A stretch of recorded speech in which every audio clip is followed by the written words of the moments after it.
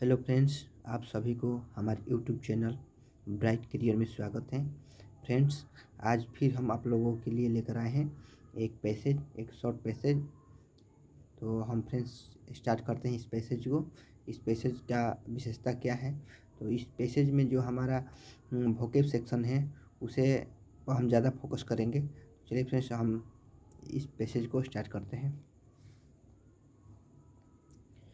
Raghu had been orphan when he was quite young. ठीक, रघु जो था वह अनाथ हो चुका था। हैड बीन ऑर्फेन, ऑर्फेन का मतलब होता है अनाथ होना। रघु जो था अनाथ हो चुका था when he was quite young, जब वह बिल्कुल छोटा था। क्वाइट मतलब क्या होता है? अत्यंत या बिल्कुल। जब वह बिल्कुल छोटा था तब से रघु जो है अनाथ हो चुका था। So he had learn to fend for himself, इसीलिए उसने स्वयं का बचाव करना। फेंड का मीनिंग होता है बचाव करना। इसीलिए उसने स्वयं का बचाव करने सीख चुका था। One day he was very hungry, एक दिन वह बहुत ही भूखा था। Wandering what to do, wandering का मतलब होता है घूमना, इधर उधर घूमना।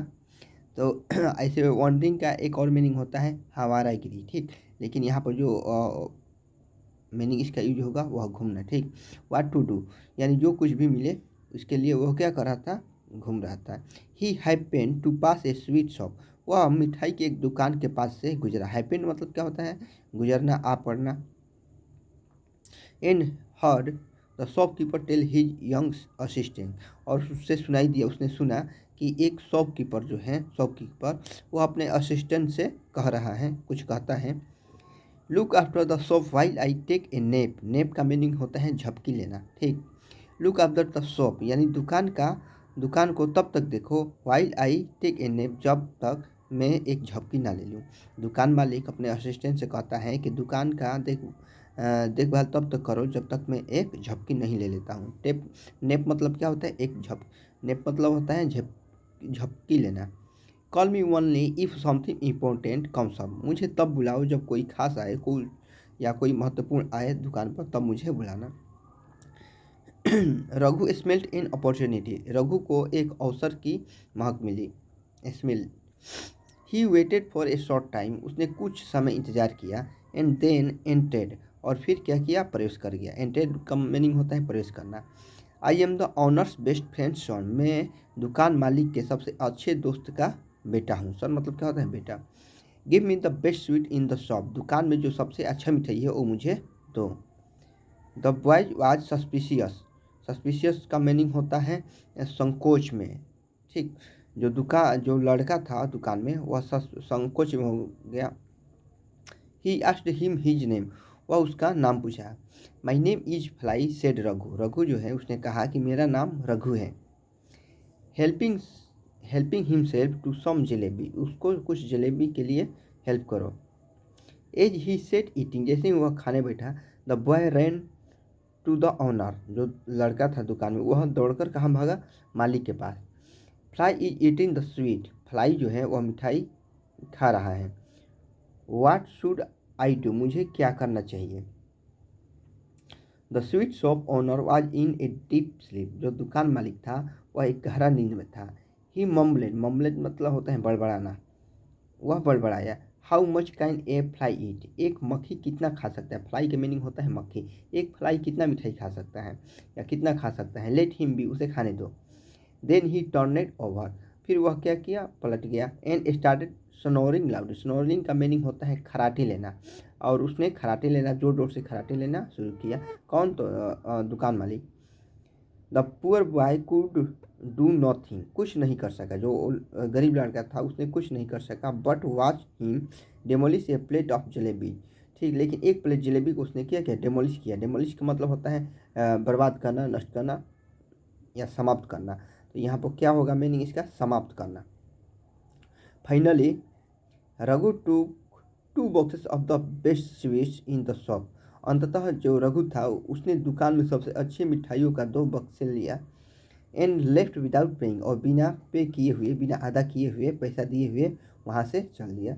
This boxes he presented to Mahadev saying, ये जो मिठाई का डब्बा था उसे प्रेजेंट के रूप में, उपहार के रूप में, प्रेजेंट मतलब क्या होता है? उपहार। Presented to the Mahadev saying, Mahadev को कहते हुए ये 2 बॉक्स उपहार में दे दिया कि here is a present for our city's greatest man. ये जो उपहार है, यहाँ जो उपहार है for our city greatest man, हमारे शहर के सबसे महान व्यक्तियों का है, हमारे शहर के सबसे महान व्यक्ति का है। प्लीज़ एक्सेप्ट दिस, कृपया इसे स्वीकार कर लें। एक्सेप्ट मतलब क्या होता है? स्वीकार करना। I am a poor man, मैं एक गरीब आदमी हूँ।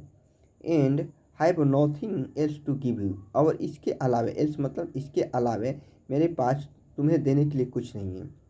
Seeing the box full of expensive sweet, यानी खर्ची महंगी मिठाई का डब्बा देखकर, ठीक ना। Seeing the box full of expensive sweet, यानी महंगी मिठाई से भरे हुए डब्बे को देखकर Mahadev, who rarely parted with money, जो कभी कभी पैसों से अलग होते थे, वाज डिलाइटेड, खुश हो गया। यानी महंगी मिठाई से भरे हुए डब्बे को देखकर महादेव जो था वह डिलाइटेड मतलब होता है खुश होना। सर कंटिन्यूड रघु ने जारी रखा, I have only one request, मेरा सिर्फ आपसे एक रिक्वेस्ट है। May I have the empty box back please, क्या मैं इस खाली बॉक्स को वापस ले सकता हूँ? Mahadev was only interested in the sweet, Mahadev जो था वह सिर्फ मिठाई में रुचि रखता था। सो इसलिए ही सेड ग्रेसियसली का मतलब होता है विनय या दयालुता से, इसीलिए उसने दयालुता पूर्वक कहा, ऑफ कोर्स, क्यों नहीं। Ask my wife to give you 2 vessels for the sweet, मेरे पत्नी से कहो to give you 2 vessels for the sweet, यानी मिठाई के 2 डब्बे, वेसल्स मतलब होता है पात्र, यानी मिठाई के 2 पात्र देने के लिए मेरे पत्नी से कहो। Raghu went to the Mahadev's wife and said, Raghu जो था वो महादेव की पत्नी के पास गया एंड सेड और कहा, your husband has asked you to give me 2 gold coins, उसने जाकर वहाँ पर कहा कि आपके हस्बैंड ने कहा है आपसे टू गिव मी, यानी मुझे देने के लिए 2 गोल्ड कॉइन्स, यानी सोने के 2 सिक्के देने के लिए आपके हस्बैंड ने कहा है। तो women was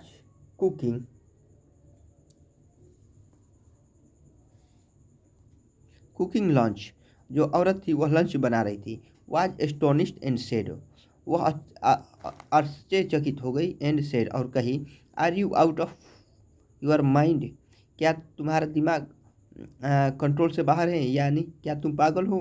my husband would never say such a thing, मेरे हस्बैंड इस प्रकार के बात कभी नहीं कर सकते हैं।